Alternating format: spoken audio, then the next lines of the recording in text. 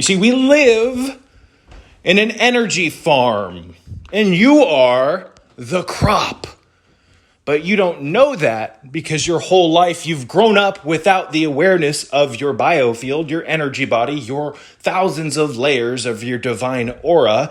And the aura is established, turned on, and maintained through the rising of Christ through the spine, which is Kundalini. You see, they've shut this off. So you grew up as a little bean sprout in hell and were never given the correct information. And because of this, you've been grown incorrectly, non-organically in hell, and you've been led astray by people and establishments, corporations, etc., that claim to have your best interest at heart. So what's happened is that as you've developed, as your body grew, as your mind grew, we can't really call it growing though, because most people don't have grown minds.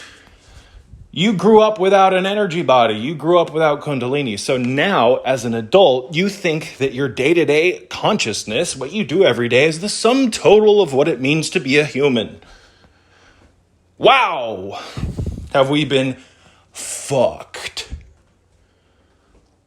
We have been capital F-U-C-K-E-D, fucked, on a level that most people will never understand. They will die and leave this world never understanding that they are a crop for a mass vril harvesting or operation. And you're being vampirized through your energy body, your meridians. My God. The energy that Kundalini, or how would I explain this? Forgive me. Again, it's hard for me lately to get the cabeza to work properly because of the sheer amount of fucking weight here going on. The insanity. Forgive me. The way your meridians funnel energy throughout your body, the way that your marmas, the way that energy moves, the electrical energy moves through your spine and your brain, that energy has been genetically re-engineered, or how would I explain it? The energetic highways that move through your body that keep Kundalini kindled have been genetically re-engineered. They've been rewired to go down different pathways so that the energy that your body produces, it's going down different channels. It keeps your Kundalini from being awakened, but it still produces energy that can be harvested, right?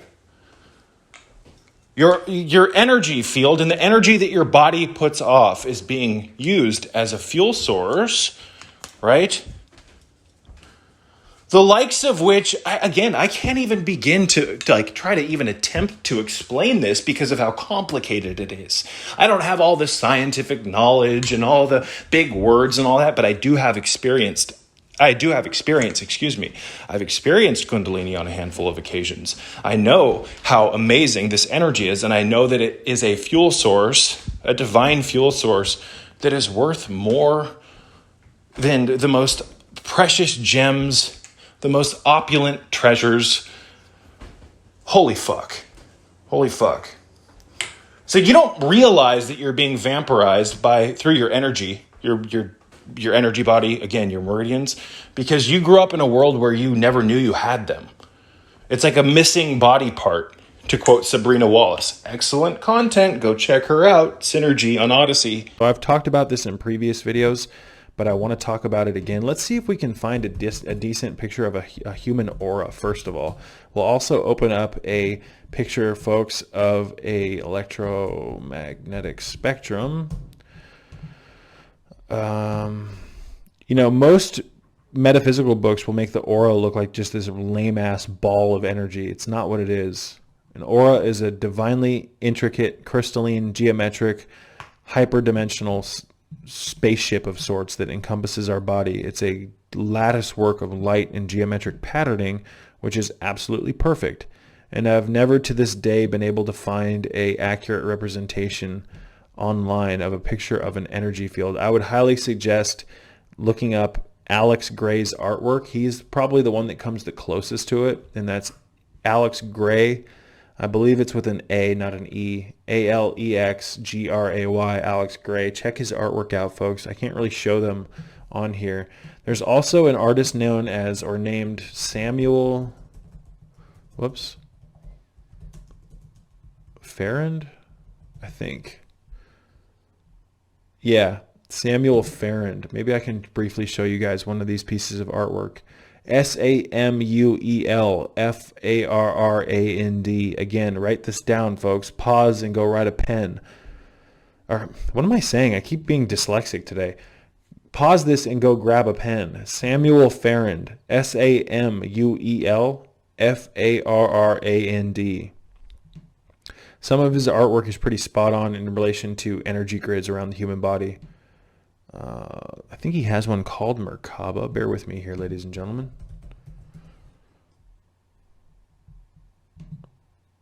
Here we go. I think I've showed this in maybe previous videos, but we'll just open this really quick on the screen capture so I can show you. There you go.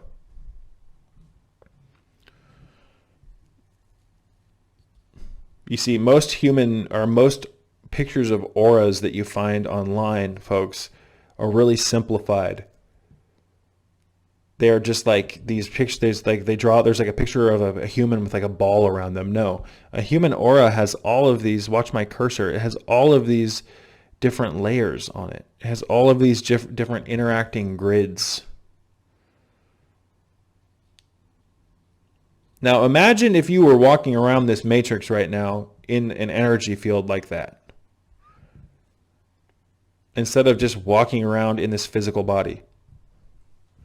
The physical body is only a part of the overall whole of what a human is. And again, a human is not whole or holy until the energy field becomes reawakened and reactivated. And this energy field actually communicates with you like an AI system. It's not an AI system, though, also known as artificial intelligence. It's what I've coined an OI, which is an organic intelligence. It's a living, breathing thing, and it's connected to your tissues. It's how your glands, when the aura awakens, ladies and gentlemen, it actually starts talking to you. And the aura allows you to actually communicate with your organs, because your organs, to a large extent, are what create this energy field. It comes out of you. It also interacts with the Schumann resonance of the earth. And there's so many things that there's so many things that I want to say that I just don't know how to put into words right now. But the heart energy, to a large extent, is what produces the electromagnetic field around the human being. The toroidal field from the sacred space of the heart. And then there's the aura, and you have all these subtle organizing energy fields, which you can kind of see here, kind of metaphorically or symbolically represented by all these different layers. You have multiple different layers of your energy field, ladies and gentlemen. And in a state of Kundalini, the Kundalini rises up the coccyx, like you see on the screen right now, which is located towards the pelvic floor and the perineum of the human body, and it moves up the cerebral spinal system and awakens the 7 primary churches of God, which are the chakras. They're not physical churches here on earth, regardless of what these mind controllers want you to think. Let me see if I can, let's just do this. So the energy starts moving up the coccyx, also known as the coccygeal church. Samael Anwar, the author of the Yellow Book, one of the greatest books on Kundalini ever written. It's called the Yellow Book. Buy it. It's in my Amazon store. He called the coccyx the coccygeal church. It's where the Muladhara chakra resides, your root chakra. The energy moves up the coccygeal church, awakens and activates and opens the doors, so to speak, or rings the bells, if you want to call it that, all of the 7 primary churches, which is a metaphor for, opening the chakras. When I say ringing the bells of the 7 churches, what I mean by that is when the Kundalini energy moves through the chakras, it awakens a particular resonance of frequency, which tethers you to these different states of consciousness. The resonance is what motivates the assemblage point to move. The vibratory resonance of the chakras waking up actually agitates a response in the assemblage point and starts moving it. And when the Kundalini energy gets to the top of the head, that's when all of this stuff becomes visible that you're seeing on the screen right now. Now, this is not an accurate representation of what the aura looks like completely, at least in my opinion. but it is pretty damn close in terms of its complexity. It is a very complex geometric, electromagnetic, hyperdimensional, fourth and fifth dimensional electromagnetic grid of energy that emanates from within us as well as without us. It tethers us to the Schumann resonance of the earth and a handful of other things that I don't know how to accurately put into words right now, folks, but it is a very real thing. And, again, when the bells ring in the 7 primary churches of God, that's just me. It's a symbolic, or it's a metaphor for what happens when the chakras are awakened. When a chakra awakens, it begins to vibrate. And when that chakra begins to vibrate, ladies and gentlemen, it produces a resonance. It produces a frequency. And that frequency alters consciousness by causing the assemblage point to shift. The frequency of the chakras awakening, which is just, again, the bells of the churches being rung, metaphorically speaking, those frequencies are what force the assemblage point to move. You really need to learn about the assemblage point. You've really got to study it. But again, you have an energy field. You as a person are inside of this energy field. You're no longer in it. It's out of the picture. And now you're just this, walking around lost here in the matrix, because this is what tethers you to the absolute. But when this is gone, you're just this. You're a piece of the whole. When you become sanctified through the Kundalini energy rising, you become whole again. What do you think holy actually means? A holy individual or a saint is someone who's been made whole again by this purifying fire of Kundalini. They're an individual who's had their consciousness reawakened. I can't help but ask myself daily, what the fuck is actually going on here? I have witnessed so many radical changes to this world in the 32 years that I have been here, most of them sadly drenched in evil. The enemy is busy building its empire, a dystopia built upon the ashes of a free world forgotten. AI, surveilled, digitized, genocide, scorched earth, hive mind, drone. We are being led by demons, masquerading as our saviors. An iniquitous oligarchy composed largely, but not entirely, of an elite class of psychopathic technocrats, eugenicists, behavioral psychologists, etc.